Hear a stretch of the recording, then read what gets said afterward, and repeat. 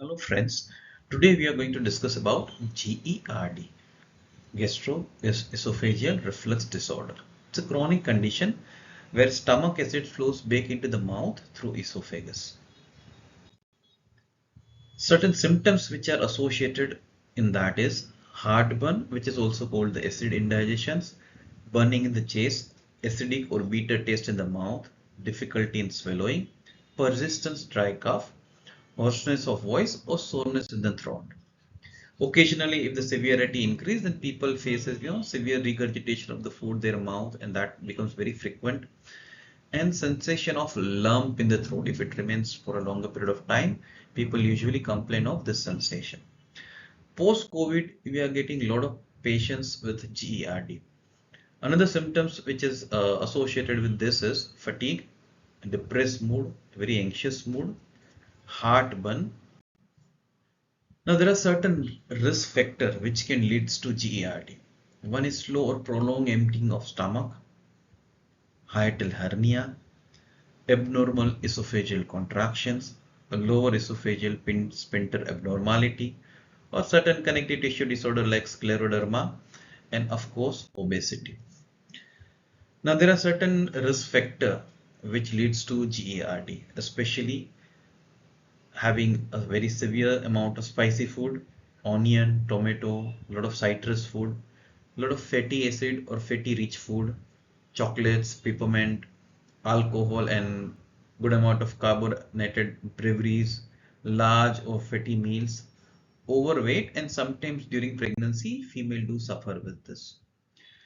If it is remain for a longer period of time, it really causes the inflammation of the esophageal lining and then it results into the Barrett's esophagus, and occasionally it can turn out to be a esophageal cancer. Now there are certain tips, certain things we have to understand to improve in our life so we can improve the symptom of GERD. One is of course losing your weight, eating small portion of meal rather than the large, avoid fatty or spicy food, not lie down immediately after eating, elevate your bread while sleeping, quit smoking, avoid alcohol. Now there are two ways that we can help the people with GERD. As I told you, it's a chronic condition, but people can come up in two phases. Sometimes they come very acutely with this acute episode.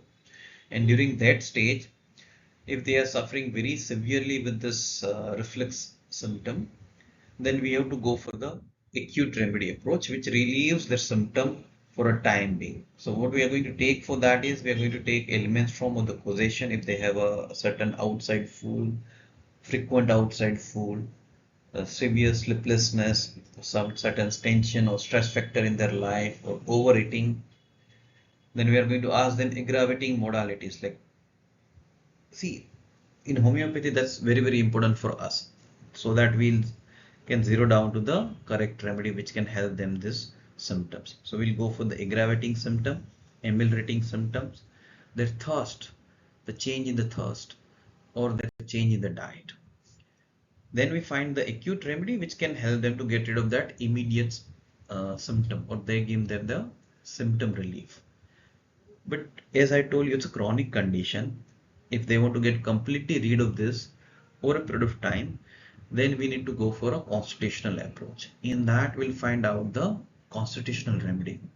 The factor which we are going to again ask them is the causations or elements from, which is their irregular lifestyles, suffering from sleeplessness, not having a normal diet practice in their life, stress, lifestyle, their past histories. Then there are certain aggravating factor, their temperament, how they are dealing themselves with the stress and the situation in their life. Then we look for the special characteristic into that, or we can call it a characteristic or general symptoms.